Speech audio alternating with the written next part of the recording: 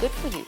When you have sex, neurotransmitters are released, your body goes into an incredible state of balance where healing takes place. Do women really not like sex?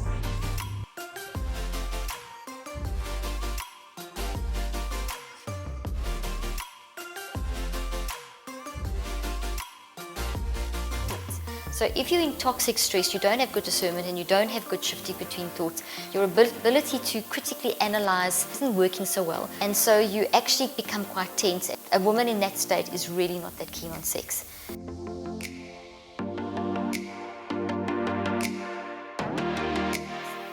man in that state is also not very keen on the sex, but the physical activity releases the stress. So a man tends to, after a bad day, will be more keen for a sexual encounter than a woman would.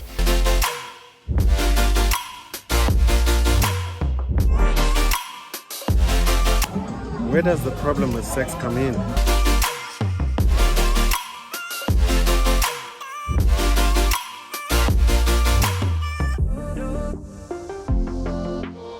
If it is a problem, it's a huge problem. And very often the problem with sex comes from the mindset. Stress?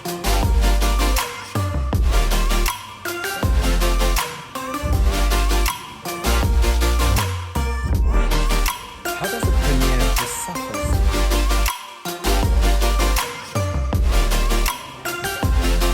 Business comes down.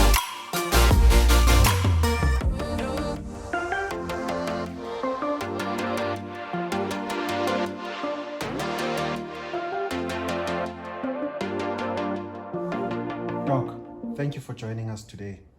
Let's talk about the neurology of sex. So we just need to understand a few things, like for example, the middle part of the brain, there's a couple of structures that work together, that your whole brain works in sex, okay? Your whole brain works with everything. But there's some parts that kickstart the process, and for example, your amygdala and your ACG, which are in the middle of your brain, so deep down inside your middle of your brain, you've got two little amygdala. They're more or less just, if I go inside corner of my eyes and deep down, there's two little almond-shaped structures, and the amygdala are like libraries, like perceptual libraries. And that means that a library holds books of information, or the amygdala holds your perceptions of your memories. So your memories are built in the outer part of your brain, but in your amygdala, the perception, the emotional perception of that information is kind of stored in a library. So it's an interesting design, because as you think of as you are experiencing life, the memories you've already stored and built, which are your thoughts, will be activated, and the amygdala's perceptual evaluation of it is also activated. So if your perception is negative, then it affects the memory. Basically, it's the whole toxic. If the memory is toxic, then that perceptual library will be, the little perception will be toxic, and so on. So that the amygdala works as a library holding the perception, and then you have the ACG, which is just above the amygdala. It's kind of in the middle of your brain. It's like over your ears in the middle of your brain, deep down inside. And the ACG does a lot of different things, as all of the different parts of the brain do, in response to the mind. And the ACG shifts between thoughts. That's one of its main functions, the ability to help us to shift between different ideas and different thoughts. This is in the male and the female. The ACG is bigger in the female and smaller in the male. The amygdala is bigger in the male and smaller in the female. And they work very closely with the frontal lobe, which is just the basal forebrain, which is just literally between my eyebrows, between your eyebrows. And the three work very much hand in hand in all the emotional build-up towards sex. What are the neurological benefits of sex, if there's any? Sex is really good for you. When you have sex, neurotransmitters are released, your body goes into an incredible state of balance where healing takes place. Does not happen if you're not in a love relationship. So if someone's raped, or if someone is forced in a marriage to make love, which is not even then making love, then that's not balanced. Then you've taken that good stress and put it into toxic stress. Okay, it's like everything. So it's an expression, a physical expression of the build-up of your love. Does sex make you more intelligent? Sex is good for you. It's very good for you. It makes you more intelligent. And the men say increases longevity, but within a safe environment. So I always say no ringy, no dingy. Ashante, so you mentioned growing up without a father was a bit challenging for you. Yes. Tell me, how did you navigate around that? Yeah, I mean, growing up? it was one of the most difficult, parts and instances of my life, being a young woman and trying to get through life without a father figure. Yeah. And, having that daddy complex can affect you because you start trying to find father figures in other people. And look for it outside. Exactly, and Yeah. it can, cause such an unhealthy situation for yourself in terms of your mental, emotional, and even spiritual health rather. And so it was very important, for me to overcome that very difficult time in my life, where I also was subject to getting into very unhealthy relationships, my Okay. dating life. You date men who are a little bit older than you are, Yeah. who look after you and sort of fulfill the role of a father.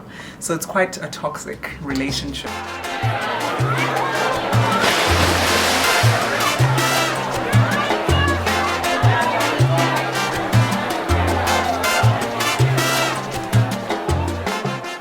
Why a protected environment? So within a protected environment, it's really important because it is a very real physical, spiritual, and emotional thing that is happening. So it's spirit, soul, and body that's involved. And there's a very definite benefit in building that calling that I was speaking about earlier on. It's part of the whole. You're a triune being, and it's part of that. So sex is not the whole thing because there's three parts of you, and your spiritual part is your biggest part. The mind is in between the physical and the spiritual, and it's controlling the development of both. Where does the problem with sex come in? If it is a problem, it's a huge problem. Eish. Very often the problem with sex comes from the mindset. It's the mindset behind how we're approaching things. How does a bad day at work affect our sex life? So if a woman has had a bad day at work and she's in toxic stress and reacted incorrectly, she's definitely going to have her amygdala is definitely going to not be pulling up the right memories. Also, when you are in toxic stress, the amygdala, which is supposed to be helping you become discerning, actually blocks in its ability to become discerning. It doesn't discern very well, so you don't actually make very good judgments. Eish. It works with the ACG, which shifts between thoughts. So you've got this discernment and you've got this shifting between thoughts. Okay. So if you're in toxic stress, you don't have good discernment and you don't have good shifting between thoughts, your ability to critically analyze and stand back and stick that thing in the house that I was telling you about earlier on isn't working so well. Your frontal lobe doesn't function quite like it should. Eish. And so you actually become quite tense and you're in that zone where there is now the incorrect amount of cortisol flowing, the incorrect amount of the neurotransmitters, the dopamine's not flowing like it should. Pretty much all your neurotransmitters and your circuits are just not doing what they should. So a woman in that state is really not that keen on sex. Eish. A man in that state is also not very keen on the sex, but the physical activity releases the stress. So a man tends to, after a bad day, will be more keen for a sexual encounter than a woman would. But a woman is very easy to get into that state How? if you're just patient and you're very loving, which is give her roses, organic chocolate, tell her she's right in everything and you're wrong.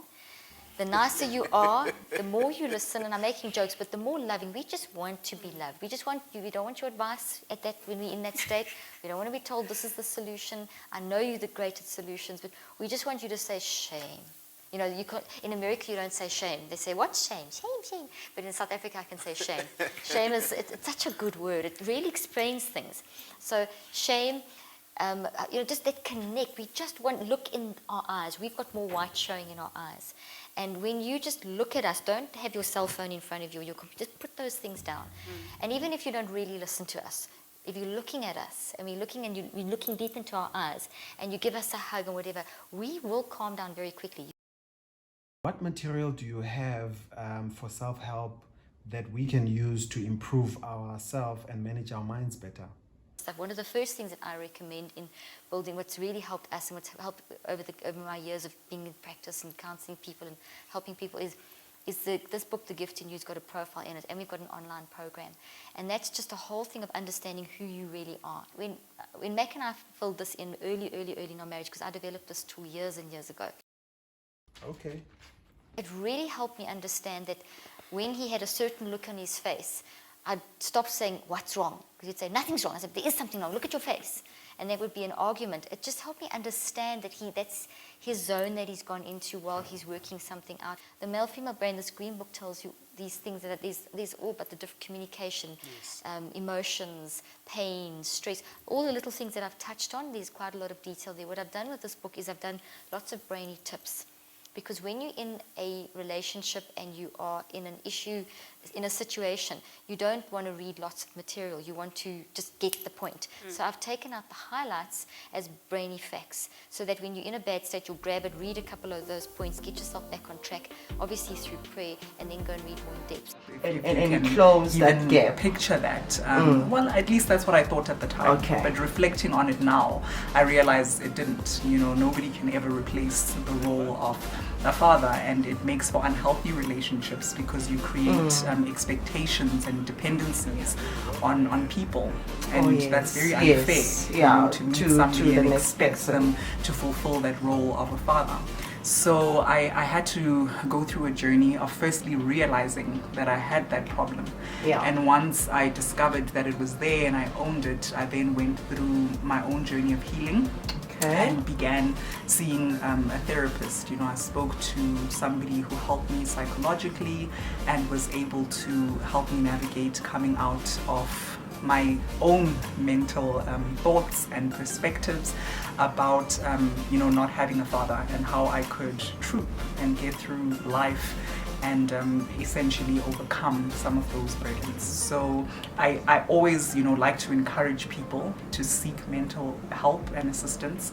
It's very important for you to own challenges that you have and not put your burdens on other people, but rather to seek your own help and healing. Go through that path, and you will find that speaking to somebody always helps, is very important. So get a psychologist, get a therapist, somebody who can take you through that journey of healing. It's very important for yourself. And today I'm married, I've got a healthy relationship with most male figures in my life, and I don't have to put people under that burden anymore. But I understand the role they play in my life and the value I can add in theirs. So, yeah. Oh wow, that's amazing.